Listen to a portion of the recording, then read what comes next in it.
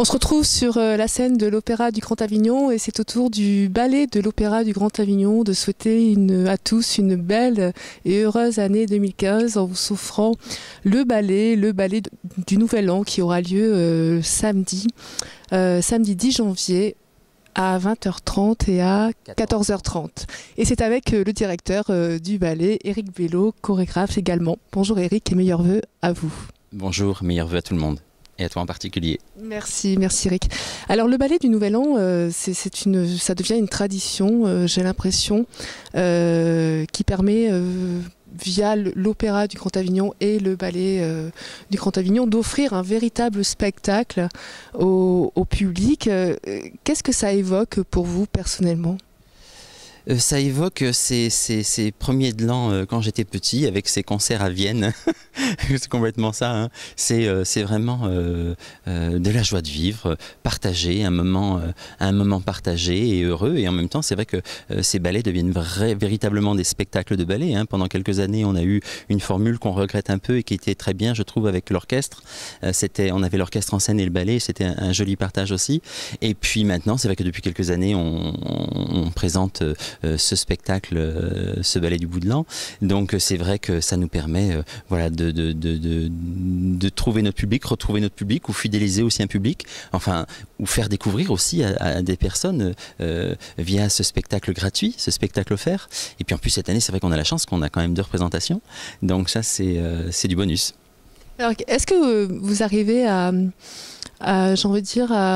déterminer le genre de public qui vient vous voir, parce que c'est vraiment un spectacle gratuit. L'opéra, c'est quand même une maison, je parle du bâtiment, c'est quand même une maison de culture qui n'est pas forcément très popularisée, malheureusement. Qu'est-ce que vous attendez comme genre de public particulièrement pour ce ballet ? On attend tous les publics. En même temps, la programmation de ce spectacle interviennent dans ce choix des compositeurs comme Mendelssohn, comme Brahms, qui sont quand même nettement moins connus. Alors évidemment, on termine avec Tchaïkovski et avec les divertissements. J'ai pas pu régler tous les divertissements parce que nous sommes pas assez nombreux, mais avec les divertissements de Tchaïkovski de Casse-Noisette, donc ça amène aussi un public qui connaît bien cette musique. Mais c'est vrai aussi qu'à travers cette soirée, on va retrouver un travail sur pointe, évidemment.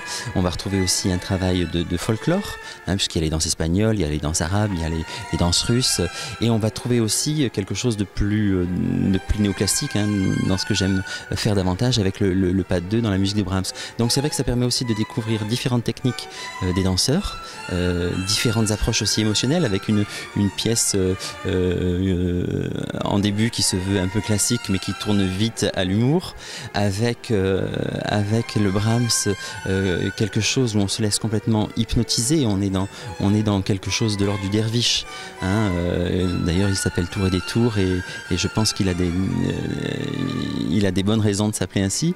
Et puis finir en apothéose avec le morceau de bravoure qui est en plus le morceau le plus difficile pour la compagnie, parce que ça met en valeur aussi toute la technique de la compagnie. Alors, précisez, quelles sont les techniques justement que vous souhaitez mettre en valeur ? Venez les découvrir. Venez les découvrir. J'imagine, là c'est vrai que le ballet, et heureusement, et tant mieux, parce que moi je suis vraiment une passionnée et vous faites, je le répète, et tant pis si je me répète, mais le ballet de l'Opéra d'Avignon est l'un des derniers ballets de ces maisons de culture, et malheureusement plus ça va, plus c'est difficile. Et vous, par contre, on a l'impression qu'il y a vraiment une réelle énergie. On vous a vu sur les 2 opéras, les 2 derniers opéras aussi, parce que vous assistez les opéras. Vous êtes aujourd'hui pour 2 représentations ballet du Nouvel An. Vous avez d'autres représentations.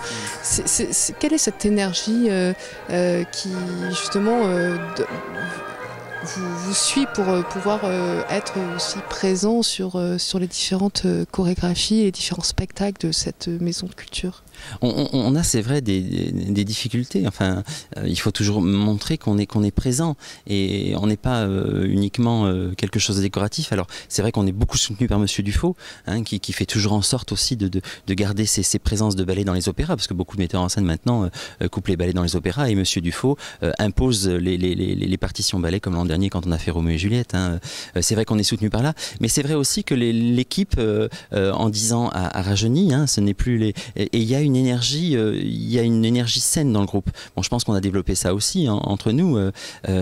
Et en même temps, oui, on va jusqu'au bout. De toute façon, notre plaisir n'est partagé que justement s'il est partagé par les gens. Et c'est vrai que quand on voit toutes les manifestations sur Facebook, tous les gens qui nous suivent et qui nous découvrent, ça nous donne envie d'aller encore plus loin. Voilà. Alors, ça fait aussi beaucoup de travail, parce que beaucoup de répétitions, beaucoup de temps de travail. Comment vous, en tant que directeur et aussi en même temps chorégraphe, donc vous êtes aussi, vous savez quel est, j'ai envie de dire, l'effort du corps humain que cela demande. Que dites-vous justement à vos danseurs pour pouvoir continuer à les encourager, de façon à ce qu'ils soient présents tout le temps, qu'ils ne soient pas... Bon, en même temps, j'imagine que ce sont aussi des personnes qui sont aussi passionnées, mais quand même, ça demande beaucoup d'efforts. Qu'est-ce que vous mettez en avant ? L'envie. Je dirais d'abord l'envie. C'est vrai que, et c'est bien la spécificité des ballets lyriques, c'est vrai qu'ils sont amenés dans la saison à travailler différents styles et à travailler très vite, à apprendre très très vite. Par exemple, sur décembre et janvier, on a eu mi-décembre, on avait 2 représentations du CCS. On a enchaîné avec Belle Hélène, donc on était sur un univers cancan, autre chose. Aujourd'hui, enfin samedi, on est sur un programme de ballet réellement, et on a une semaine pour préparer Cendrillon qu'on donnera à Vedène pour les scolaires. Donc c'est vrai qu'en l'espace de 2 mois, c'est beaucoup de choses ingurgitées, beaucoup de choses apprises. Alors pour certains, c'est une découverte puisqu'ils ne l'ont jamais dansé, donc ça veut dire qu'il faut ingurgiter. Je crois qu'il faut arriver à être à l'écoute, à être patient et en même temps à continuer à leur donner cette envie, et c'est là où on rejoint le travail proprement du ballet lyrique, c'est cette multidisciplinarité, enfin je veux dire, et cette façon de s'adapter très vite à tout ce qu'on propose. C'est vrai que nous ne sommes pas une compagnie, pour le moment, peut-être que ça viendra, mais des compagnies comme Monsieur Malandin par exemple, où avec Roméo et Juliette, ils vont donner 100 représentations et ils vont travailler toute la saison pratiquement sur Roméo et Juliette. C'est vrai que ça peut être un confort aussi, et en même temps c'est vrai que notre système permet aussi d'éviter une certaine monotonie. Je vois, ils se sont régalés pour la Belle Hélène. Je veux dire, tout le monde a remarqué que le ballet était dans le coup, et c'est ça qui est important. Ce qui est important, c'est aussi d'entendre les retours qu'on a du public en disant voilà, le ballet, quoi qu'il fasse, est toujours au mieux de sa forme et de son envie, et transmet sa passion. Ça fait partie aussi des énergies que le ballet ressent, justement, cette pluridisciplinarité sur des œuvres, des représentations complètement différentes. Complètement différente, et même sur un programme comme le programme de samedi, je vous disais, ils vont passer d'une pièce un peu humoristique au début, et pour 2 de mes danseurs, il va falloir, en l'espace de 5 minutes, le temps de se changer, il va falloir rentrer dans quelque chose qui est plus profond, plus intérieur. L'esprit est totalement différent. Ils auront 5 minutes pour évacuer cette énergie qu'ils ont eue sur le premier ballet et rentrer dans quelque chose qui est de l'ordre du divin, hein, puisqu'on est sur le thème des derviches, hein, la relation du ciel et de la terre. Ils n'ont que 5 minutes. Donc ça demande aussi une discipline énorme, et cette façon d'être caméléon, complètement. Alors pour terminer cette rencontre, Eric, on est le 8 janvier, donc on souhaite les vœux à tout le monde. Qu'est-ce que le ballet pourrait dire à nos internautes en ce début de nouvelle année ? Rejoignez-nous, suivez-nous, supportez-nous. Parce qu'on a besoin de ça. Je veux dire, notre récompense, c'est le public, c'est de savoir qu'on est apprécié, qu'on est suivi, c'est d'entendre les applaudissements dans la salle. Ça, c'est vraiment notre richesse à nous. Hein. C'est partageons tout au long de l'année cette envie-là, qu'on nous laisse aussi le moyen de nous exprimer. Hein. Aujourd'hui, évidemment, nous sommes proches tous ensemble des événements que nous connaissons malheureusement, et c'est vrai que c'est un lieu d'expression. Toutes les expressions sont bonnes, et voilà, laissons-nous nous exprimer.